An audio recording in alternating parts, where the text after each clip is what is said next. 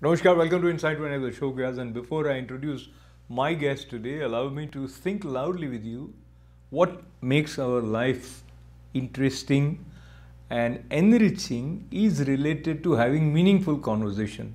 And meaningful conversation happens when you have someone who relates to issues with honesty and integrity, and someone who is not limited to parameters which are straight and very very tight. So having the ability to think in a dynamic fashion becomes an essential quality for those who want to serve India as diplomats in the Indian Foreign Services.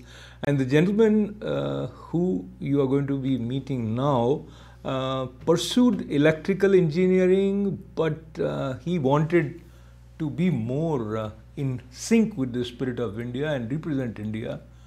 So he went on to become a diplomat, served and represented India in countries like Pakistan and Germany. And for last 3 years, we have had the honor and pleasure of having his presence as Deputy Consul General of India in New York. And Shatrughan Sinha ji joins me today. Namaste, welcome. Namaste Ashok ji, it's always a pleasure to be on your show. It's always very enlightening and enriching to talk to you. I appreciate that, and also I'm so happy to be greeting you as a nation. We are observing 75th Independence Day of India, which is also referred to as Amrit Mahotsav. And Amrit word means immortality.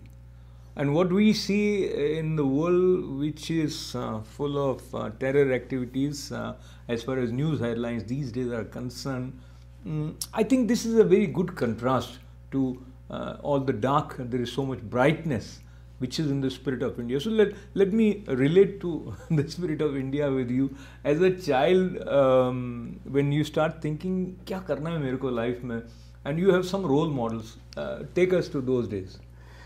देखिए अशोक जी, जैसा आपने कहा 75 years, this is 15 अगस्त को हमने 75th anniversary of India independence मनाया। भारत 75 साल किसी देश की उम्र में बहुत ज़्यादा नहीं होते। India is still a young country in terms of the definition of statehood, but India is a very old civilisation as we all know. और भारत के बारे में एक मन मस्तिष्क में सबका एक आइडिया रहता है। मेरे मन में भी हमेशा से रहा है। भारत को अपनी जन्मभूमि समझता हूँ, अपनी कर्मभूमि समझता हूँ। भारत को मैं सबसे ऊंचा जो हमारे जीवन में प्राथमिकताएं रहती हैं उसमें सर्वप्रथम देश रहता है, देश के बाद कुछ आता है। My role models, I didn't really have any particular role models, but I had always wished to serve my country. I had always wanted to be of some service to my people, my country, and I am fortunate that I got to represent India in my role as a member of the Indian Foreign Service. So it has been a privilege, it has been an honor. तो ये सवाल ऐसे television show का नहीं है, लेकिन मैं generally मित्रता के हिसाब से पूछूँ। आपके कुछ दोस्त होंगे जिन्होंने इलेक्ट्रिकल इंजीनियरिंग की, फिर वो प्राइवेट सेक्टर में होंगे, और उनके साथ जब नोट्स एक्सचेंज होते हैं लाइफ के एक्सपीरियंसेस के, क्या आपको मेजर डिफरेंस लगता है?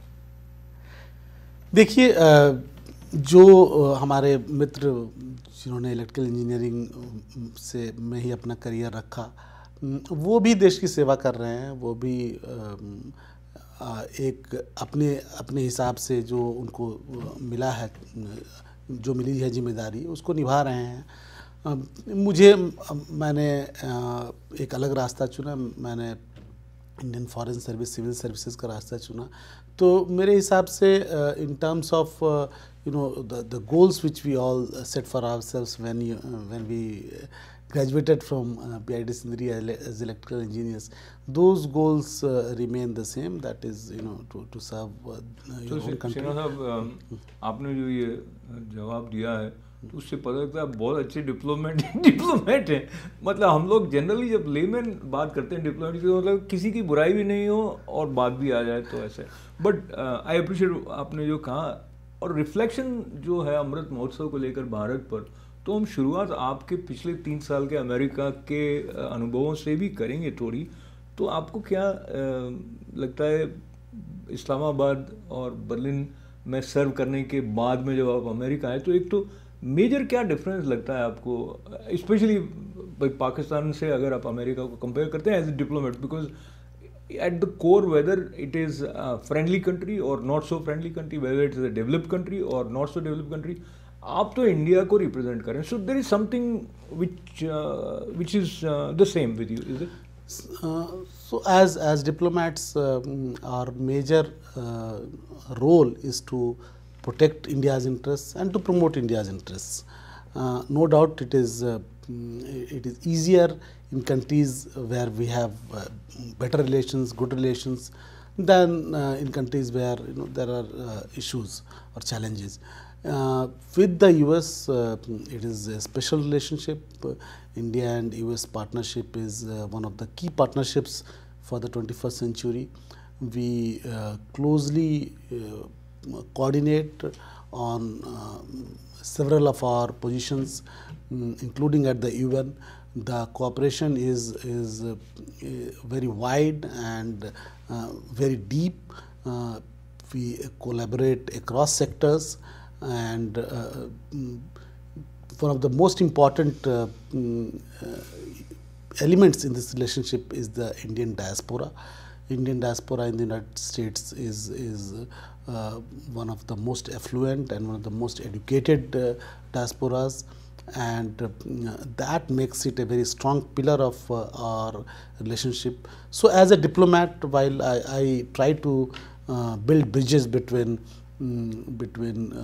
my country and other countries, here in the US there is already a strong bridge, a strong connect existing between the US and India because of this strong diaspora.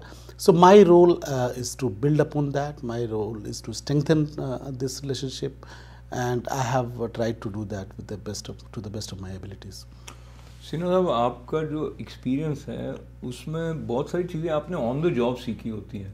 आप कैसे आपके साथ वाले consul general interact कर रहे हैं, या उनका view point of view vision क्या है to translate the policies into action by interacting with the diaspora, जो भी है, तो वो एक बात है. पर आपने इसके साथ साथ ये क्यों ज़रूरी समझा कि you pursued masters in international relations. America में आने के बाद Fletcher school of law and diplomacy से आपने ये कोर्स किया, तो पहले तो आपको बधाई हो, because you want to continue to update yourself as far as your knowledge is concerned. So talk to me about ये course कैसा था and how challenging it was. Ashok ji, thank you for giving me this opportunity to talk about my experiences, and a part of my experience in my last 3 years here was this, my pursuit of higher studies while I was working.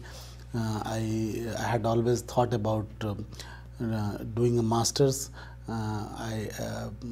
Apart from my bachelor's in electrical engineering, and fortunately when I came here, I had this opportunity of pursuing this course at the Fletcher School of Law and Diplomacy, which is one of the better known colleges in international relations, and it was a fantastic experience. I got to meet people from across geographies from around the world. Very accomplished people, but most importantly the professors and the teachers were of top quality. So I will bring to you, to this topic of the core strengths of United States. One of the core strengths is this high quality university education, and Fletcher School of Law and Diplomacy is just one example. But Indians in general have benefited from the education sector in the United States. We even pre-pandemic we had around 225,000 Indian students studying in United States. Even while the post-pandemic, the US is still in its opening phase. The embassy and the consulates in India, the US embassy and the US consulates have issued record number of visas this year to the Indian students. So this is very satisfying.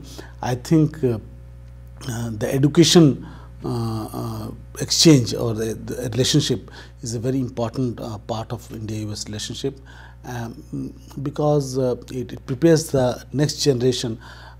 It gives the next generation something to invest in this relationship. So I'm very happy about that. यहाँ से ना एक segue करके और एक question आप तक लेके आना चाहता हूँ, बट यू कंटिन्यू, अगर कोई बात रह गई हो तो. सो व्हाट हैपेंस इज, जैसे आप कुछ खाते हैं तो वो आपको नरिश करता है, but it has its own process, वो डाइजेस्ट होगा, देन उसका जो एनर्जी आपके अंदर आया आप उसका यूज़ कर सकते हो. सेम वे एजुकेशन जो है, आपने कुछ कोर्स किया है तो उसका डाइजेशन का प्रोसेस रहता है कि अब इसको इम्प्लीमेंट करो. And I take the liberty of sharing a little bit of lighter side. तो एक हॉर्स राइडिंग सीखने के लिए गए और वो काफ़ी कॉन्फिडेंट थे, बिकॉज उन्होंने बहुत मोटी मोटी हॉर्स राइडिंग की किताबें पढ़ी हुई थी. फिर जैसे ही चढ़े तो गिर गए, तो जो ट्रेनर था उसने कहा ऐसे नहीं होता है. उसने कहा नहीं मैंने बहुत किताबें पढ़ी. तो जो ट्रेनिंग देने वाला था उसने कहा आपने तो पढ़ी है पर घोड़े ने नहीं पढ़ी हुई. तो now let me bring to the current scenario. तो सिन्हा साहब, the world that we are in right now, what we have seen unfolded in Afghanistan in the form of Taliban having captured the whole country. तो इस तरह के mindset वाला group जो कि terrorism के लेबल के साथ में हम जानते हैं दुनिया में, and we are continuously getting news about the barbaric or inhuman treatment that they are doing with common folks. तो अब जो कुछ आपने डिप्लोमेसी में या समझिए कि पढ़ा होता है, तो ऐसा लगता है कि you have to kind of add some additional element to process and see how to go. And मैं ये बात और बोल दूँ कि जितना ज़्यादा क्रिटिसिज्म अमेरिका के प्रेसिडेंट का अभी जनरली हो रहा है, maybe he doesn't deserve all that, maybe he deserves it, I don't know, but your general take on this scene. देखिए, द सिक्योरिटी सिचुएशन अफगानिस्तान में अभी भी इवॉल्व हो रहा है, and we all need to wait and watch for some next few weeks.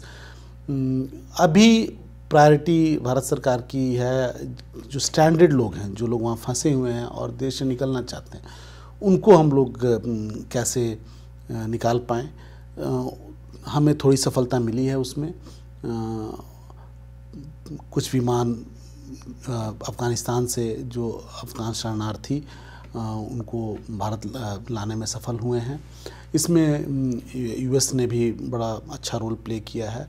हमारे विदेश मंत्री और यूएस सेक्रेटरी ऑफ स्टेट के बीच बातचीत हुई है, और एक दूसरे से कोऑर्डिनेट करके जो लोग परेशान हैं, जो लोग वहाँ से किसी तरह बच के निकलना चाहते हैं, उनको वो कोशिश जारी है. और मुझे पूरी उम्मीद है कि जल्द ही कम से कम जो लोग वहाँ नहीं रहना चाहते उनको हम लोग निकाल पाएंगे. बाकी ये आगे देखने की बात है कि तालिबान सरकार कैसा रूप लेती है, और महिलाओं की सुरक्षा और उनके अधिकार, उनकी रक्षा कैसे होती है. तो we need to wait and watch. Absolutely चिंता का विषय है, सिर्फ महिलाओं के लिए नहीं बल्कि कॉमन लोगों के लिए भी. और उस डिटेल में बहुत अधिक नहीं जाते हुए भी सिचुएशन बहुत चिंताजनक भी है. और ऐसा लगता है कि अमेरिका के 20 साल के प्रयोग के बाद में जो स्थिति में अफ़गानिस्तान को छोड़कर आए हैं, तो अपने बहुत सारे आर्म्स एंड एम्यूनिशंस और state of the art equipments वहाँ पर इन लोगों के हाथ में पहुँच गए हैं. तो इससे इंडिया पर जो पोटेंशियली क्या असर पड़ता दिखता है, इसके बारे में अगर आप थोड़ा सा कुछ कहना चाहें. देखिए, भारत तो क्रॉस बॉर्डर टेररिज्म का कई सालों तक शिकार रहा है। अभी भी from across the border there are several attempts, continuous attempts to infiltrate and create trouble within India. Our security forces are dealing with these challenges every day, and generally we have been successful. So no doubt it is a matter of concern, as you said, that a lot of these radical elements will get to lay hands on weapon systems, or they may generally be unemployed and may try to divert their attention elsewhere. We need to be ready for any security challenges, and I think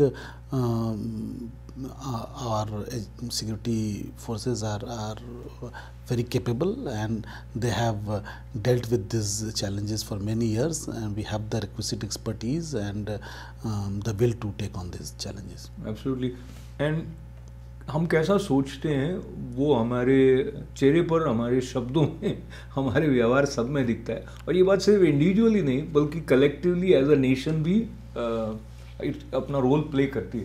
तो recently मैं देख रहा था India में जब ये Olympic players लौटे कुछ मेडल्स लेकर, तो प्रधानमंत्री उनके साथ इंटरेक्ट करते हुए उन्होंने उनको कहा कि मैं दो बातें आपसे मांगता हूँ। उसमें से एक ये थी कि वो 75 स्कूल्स में एक घंटे के लिए जाएं और एड्रेस करें और कुछ न्यूट्रिशन के बारे में बताएं बच्चों के साथ।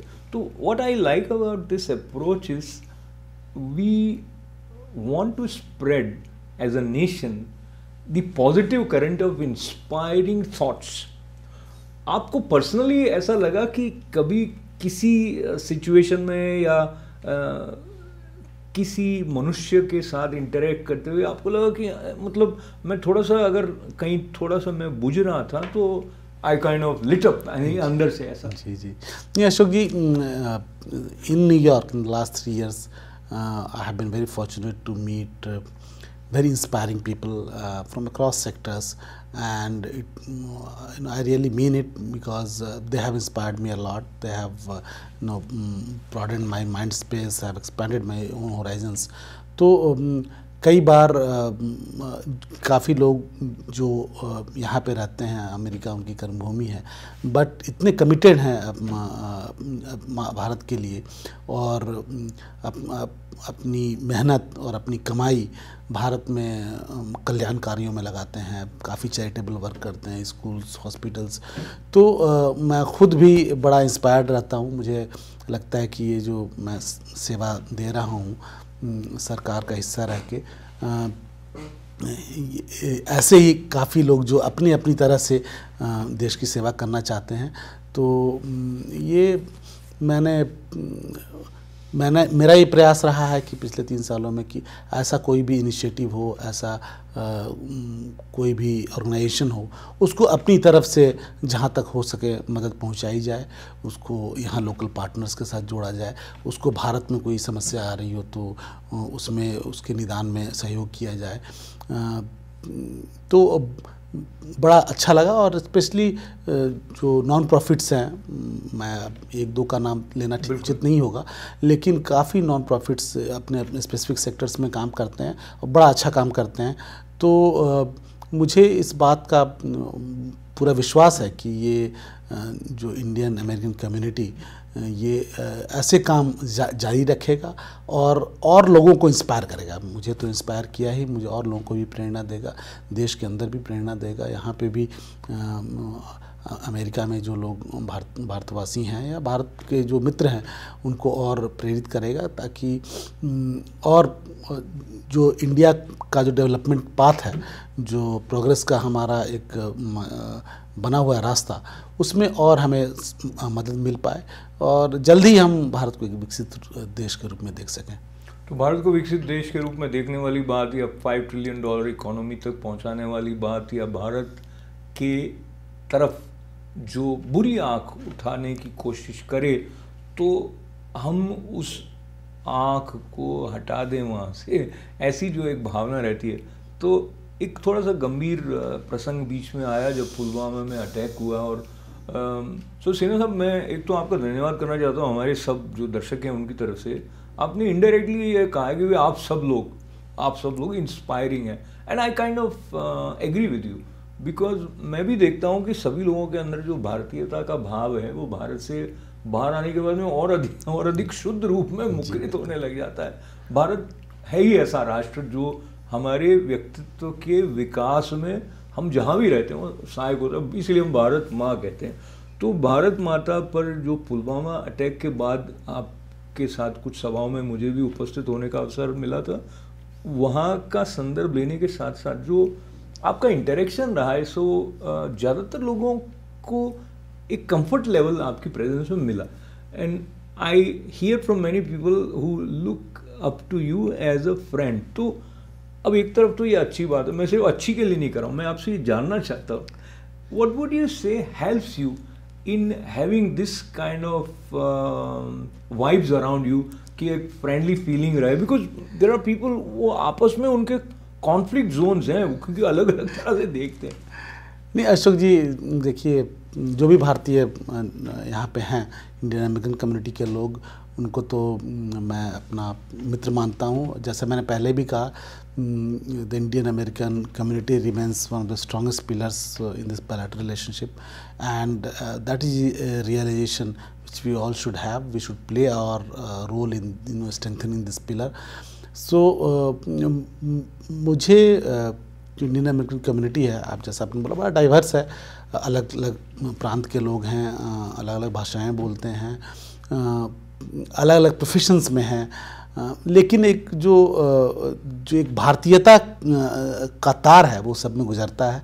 तो इस वजह से काफ़ी उसमें मदद मिली मुझे कनेक्ट करने में लोगों से, और लोगों जैसा कि मुझे अवसर भी मिले, जैसे अब कोविड में बहुत बड़ी आपदा आई, ट्रैवल रेस्ट्रिक्शंस थे, फ्लाइट बंद थे, लोगों के फैमिली रीजंस की वजह से भी लोगों को काफ़ी समस्याओं का सामना करना पड़ा।